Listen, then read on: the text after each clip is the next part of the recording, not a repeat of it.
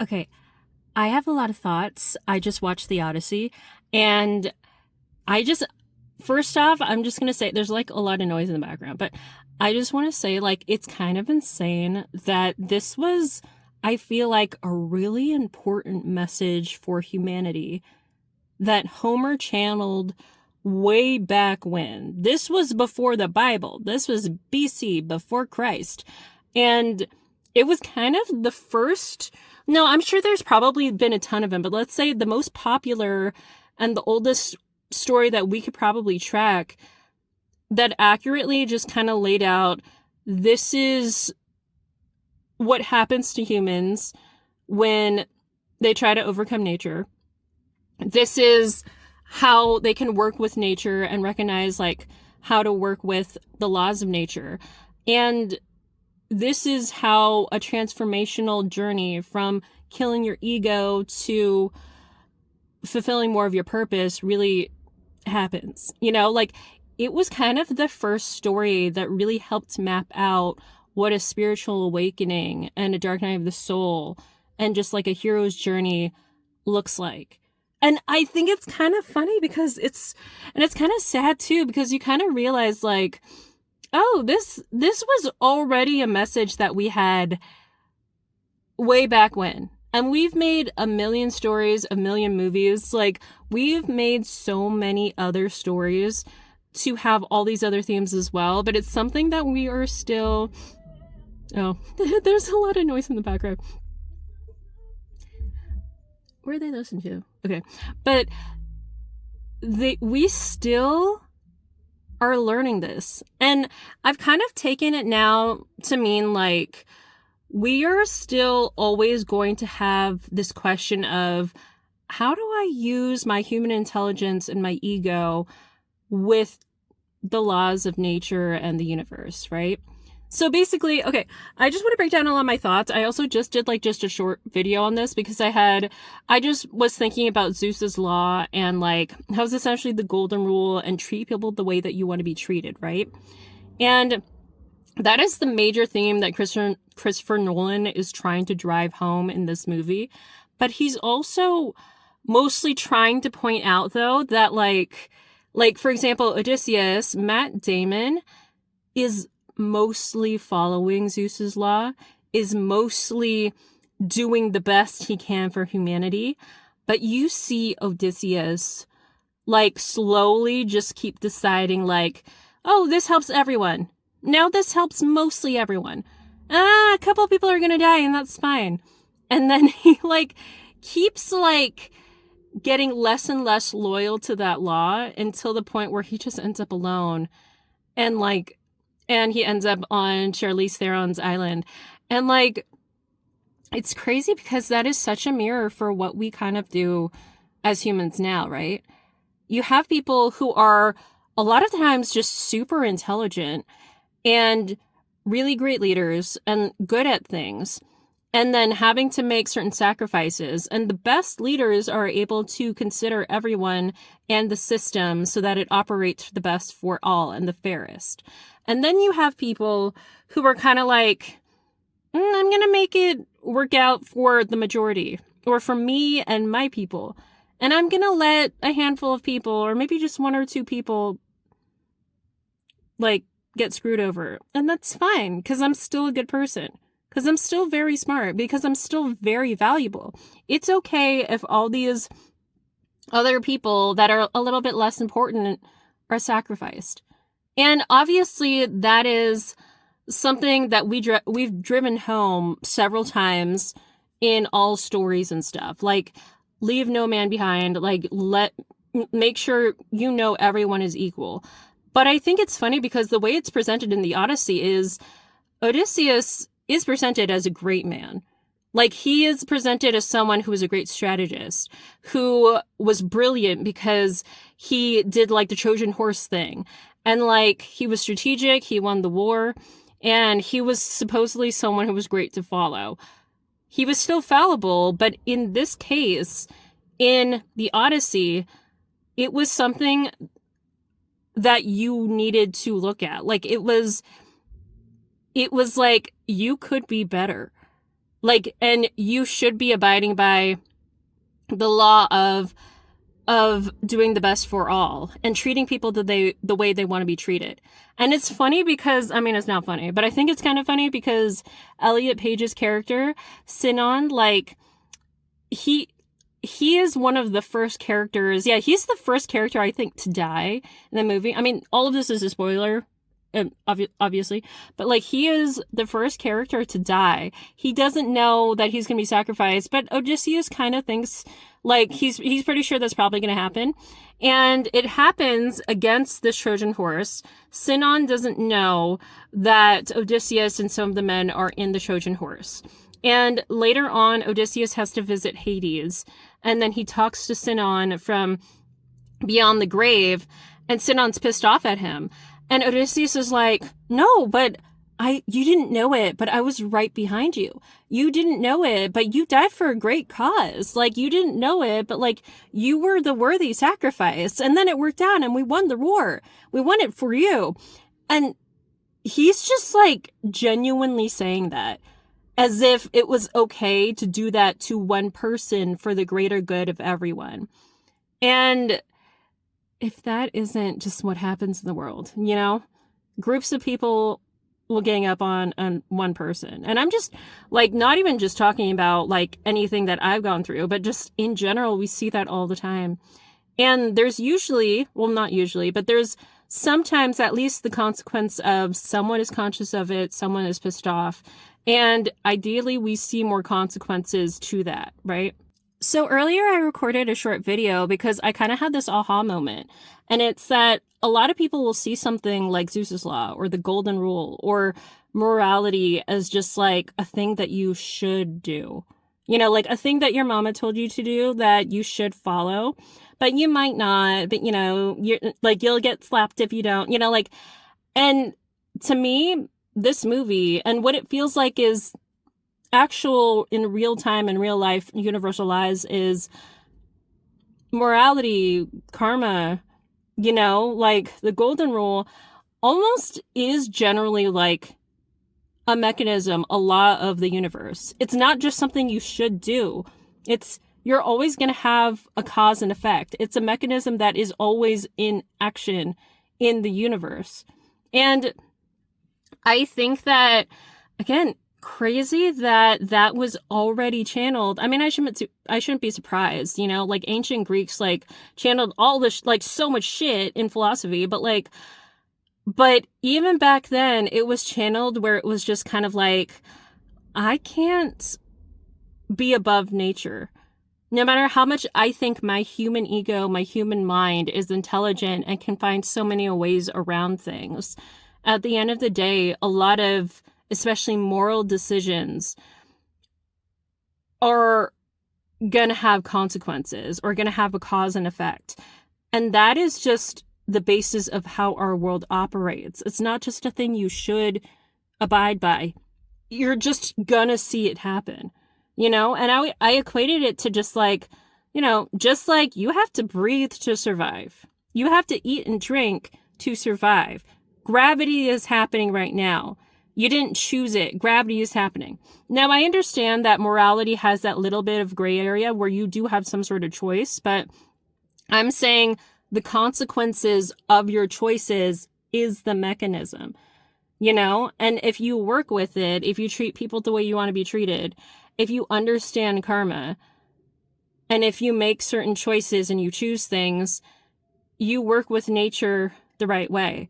You know what I mean? So I think, I mean, obviously that point was driven home so much in the movie because it was basically, again, the first movie that kind of showed that nature's forces are something that you can't super overtake. They're a thing that you kind of work with, right? And even though you are a smart human, you are an intelligent being that can take care of itself and can heavily influence other human beings and can do great things on the earth. That's wonderful, and you can. But some things are just law. Some things are, you know, gravity is still going to work. And what's funny is I also equate it to like, even with spirituality, I think a lot of people are starting to talk more about spiritual laws, and kind of like you hear about a lot of spiritual laws now, like if you follow spiritual content creators and stuff. And there's even things like law of attraction. I think that some people hear about law of attraction and manifestation and they're kind of like, is that just some woo-woo shit that I shouldn't believe in? Like, what in reality, like, and I think a lot of law of attraction people will say this, but the law of attraction and manifesting is something that you're always doing, you know? Like, that is something that is a constant. And whenever someone teaches you about law of attraction, and usually they say this too, like, they're actually saying, this is how you intentionally manifest, you know, because you are always doing it, actually. And so the point that I'm trying to make with that is that there are some things in the universe, like, that are just a mechanism that is a constant. And we believe that about eating and drinking, right? We believe that about, like, oh, if you get fucking stabbed, like, you're gonna bleed, you know? But we don't always believe that when it comes to how we treat people and morality, you know? And we don't always believe that in kind of, I guess, our own human behavior. Yeah, but it's funny because also just the Odyssey is also just one of the first stories that, like, maps out and kind of is a reflection of what happens when a person transforms and they start to kill their ego, right? And for that to be channeled in that time period is really crazy, actually. And what's interesting is, like, I've taken screenwriting courses and read books from people like Joseph Campbell. And Joseph Campbell has this concept called the monomyth from his book, A Hero with a Thousand Faces. So, and it's this idea that all people, and specifically like protagonists and characters in stories, they must go through these kind of stages of initiation and this process in order to kind of unravel, like, their identity, kind of go through an ego death, a spiritual awakening in order to fulfill their purpose. And I think it's funny that for Joseph Campbell, at least, was something that he put in literary terms and he saw as a concept in the world. And it's funny because in spirituality, and I'm really into spirituality, that is taking a step further. That is like a basis of how you transform, you know, like it is spiritual. It came from our creator. Like it is just how it works. And it's a spiritual belief too. And I just think it's interesting because Joseph Campbell and like a lot of screenwriters, they base the hero's journey, which is essentially the spiritual journey, off of, I think, like the blueprint is the Odyssey. And it's funny to see the film come back around and Christopher Nolan kind of like point out these things in a way as well. And like that the similar themes are still what to pay attention to today, right? And like, what else was I gonna say? Yeah, but basically, it's funny because as somebody who has like read different resources for like how to write a screenplay and how to have the best act structure and everything, when I zoom out and I look at also the stage, like if I were to look at a spiritual person's map for how a spiritual awakening and a dark night of the soul, I can write a screenplay. You know what I mean? Based on that. And I think obviously those are really related and always have been, like, and related concepts. But I think it's kind of funny because it's like you had someone like Homer way back when have the ability to channel that message for other people. And you see that was the blueprint way back when, and we're essentially still using it.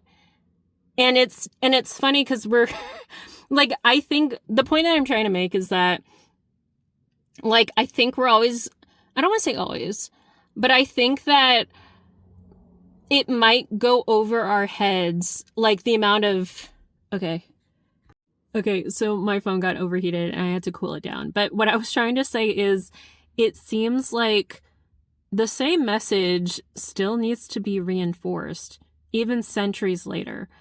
And that's just because we keep having this conflict between how to balance being human and our egos and our intelligence with the laws of nature. And what is really cool, actually, and like, the thing is lately I have been like really into the connection between like storytelling and honestly like psychic messages. They're essentially the same thing in different mediums, right? But it kind of is mind-blowing to me. Like, when you really think about it, the entertainment industry, which I've been part of for a couple of years now, but like we have the whole industry dedicated to essentially channeled messages for humanity.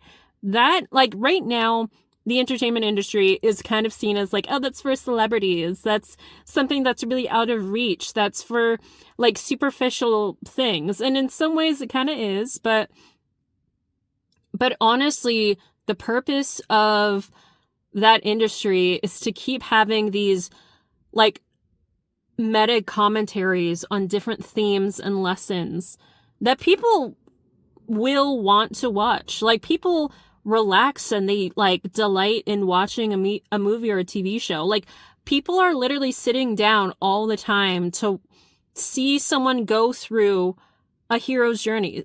People want to watch a really good spiritual journey every time they are watching a movie and reading a book and, you know, in different forms, listening to music. It's what art is for, right? But I think that it's insane because like screenwriting and like just all forms of art and creativity, it's like these themes, this meta commentary, this ability to channel these lessons and our feelings and everything is something that we have always needed as a constant to reinforce our morality. And I think it's kind of like cute. I think it's cute. I think it's cute of humans that we're like, oh, we're going to make a whole industry where we have like these little lessons. We're going to put these little spiritual journeys with these different types of people, and we're going to make big movies, and we're going to have everyone want to watch each person's like spiritual awakening and their dark night of the soul. Even though a lot of the times we don't always want to watch each other's in real time or be there for everyone in real time, but we will watch a movie about it and we will want to understand it through that medium. But I just think it's funny because, especially when I hear about some, like, whenever I encounter like people, you know, like I've been in entertainment for a few years. There's so many film bros who are like, you have to watch all the Tarantino movies and do all that, you know, like you had to do these things right, whatever. But like, and they kind of scoff at spirituality. And I'm like, bro, we're channeling the same shit. And actually, just because like, to be honest, when you get really into spirituality, people think it's woo-woo and it's not grounded. And it's like, actually, to me, that's the foundation for everything. So I essentially like went even more, like I went even like to honestly the highest umbrella of how much you can channel a message through, like when you understand spirituality and like psychic messages and intuitive guidance, you know? And I think it's interesting because right now I kind of play around with like, I go to tarot readings and like I've gotten a tarot deck just to kind of, you know, in a way, I'm almost doing it in a way where like, I don't know how to describe this. Like, for some reason, I'm really fascinated by how the traditional Rider-Waite tarot was mapped out in terms of like a spiritual journey, and also in terms of like what you would see as a hero's journey or like the map to a good screenplay. You know, like I think that, or like the major arcanas are supposed to be like that. And I think that's so funny because it's just kind of, you know, people without really consciously understanding it, like we always had this mechanism where like through our art, through our creativity, we always had this ability to channel really poignant, important messages through our creativity. And we think of it as just like, oh, I'm just going to watch a movie on Thursday. But like, oh no, like Odysseus is having a spiritual journey that's really important for me to understand whenever I have my spiritual journey. You know what I mean? And it's the same thing as like what you would get from a psychic giving you a message. You know what I mean? And there's probably so many other examples of that, you know, comparing different industries. But I just found that it was really interesting. And even for me right now, like again, these are really close. They're essentially the same things with in different languages, I would say, you know, like in spiritual terms versus just like screenwriting terms. But like, I've been finding that like, I love doing both. And at the moment, I'm someone who, okay, yeah, my phone is overheating a lot because it is hot as fuck in California at the moment. But, what was I saying?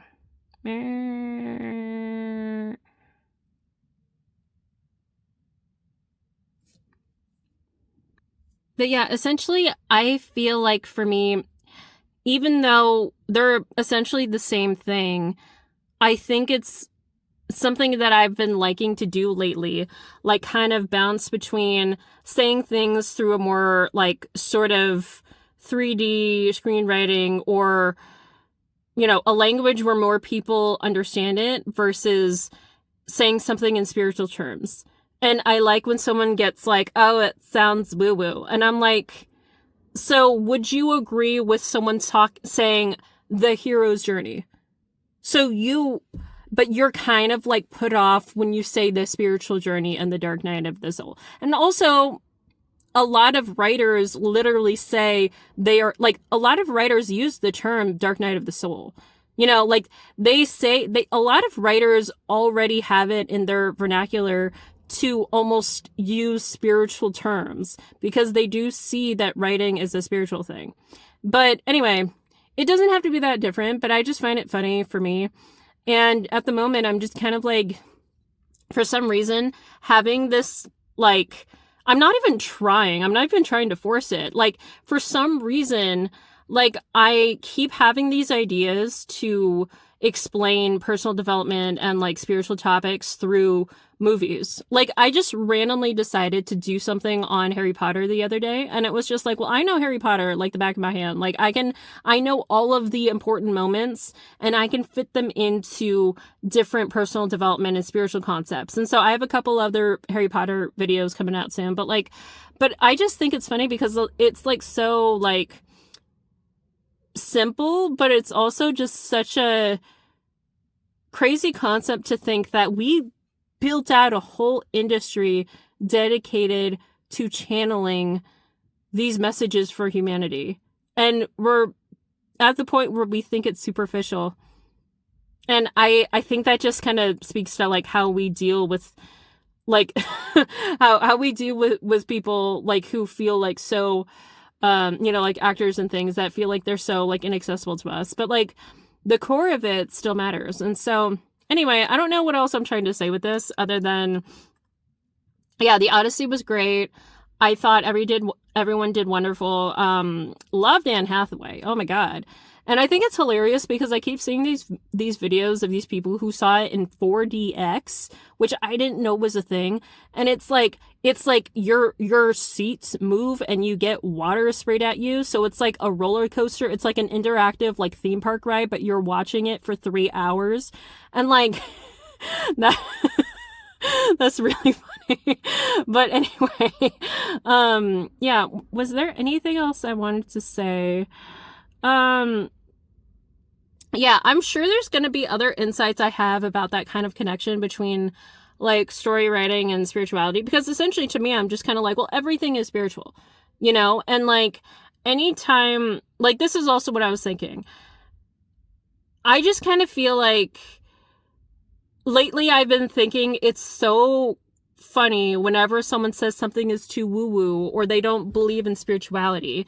And obviously that's not something I can fully control because it's, you know, however you want to think of things. But I'm just kind of like, what do you think everything is man-made? Because it wasn't. Like, and I always have this thought of just like, humans are fully dependent on the earth, which is spiritual to me. The earth was not man-made. It was made by some other higher power. At least most people accept that, and they should, because we didn't make this shit, you know? And to me, I always think about how when we die, like, and if humanity was just like wiped out, just humanity, the earth is still going to keep operating. And it's also just going to continue being as consistent as it always has been. The universe has always been consistent. It has always consistently shown up for us. It's always had a resource to heal us. Well, mostly, but it's up to man to discover all of them. But like, it is provided. It is more than provided, you know, and it's the reason why we live. We can't survive without its air, without its water. We get overtaken and consumed by its fire. We can't negotiate with fire.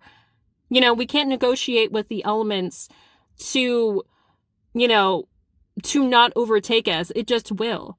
We are so dependent, and I'm going to say it, we're powerless to the rest of nature, which I'm equating to source and creation and the universe, right?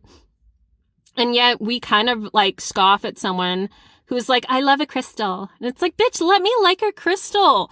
Everything in nature is so much more consistent and like, I'm going to say powerful than, I don't want to say powerful than us, different types of power, but to be honest, humans are one of the last species to appear on Earth, right? And like, I always had this thought, like, if we piss off the universe too much, meteors can come out and like knock us out just like they did with the dinosaurs and reset and put some other being as the like highest intelligence being on the earth whenever creator decides like, we trialed humans, they still were kind of like annoying, and so let's reset and let's try out a new being. Obviously, I don't think that's exactly what it is. I think we're just raising consciousness, but it just, there are times when I'm just kind of like, how are you looking at everything and you're like, oh, humans are probably the greatest power, right?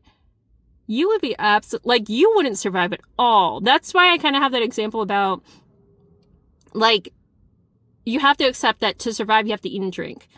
You know, as a mechanism, as a law of the universe, as a way that things work, you are going to die without the rest of the earth. You are going to die without, like, you cannot be walking and operating the way that you want to without gravity.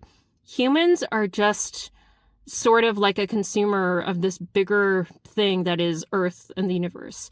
We are responders to it. We are people who benefit from it, you know? And yet we still need to have movies like the Odyssey to make sure that it's reinforced that, like, no offense, but you're not like the ruler of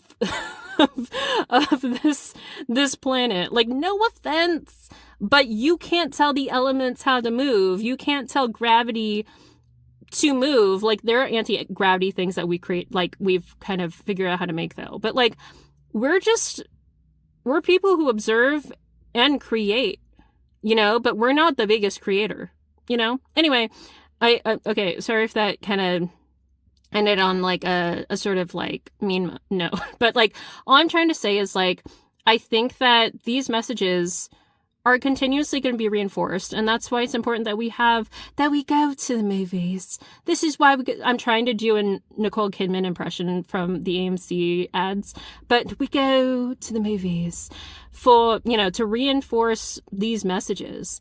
Okay, anyway, so I guess that's all my thoughts.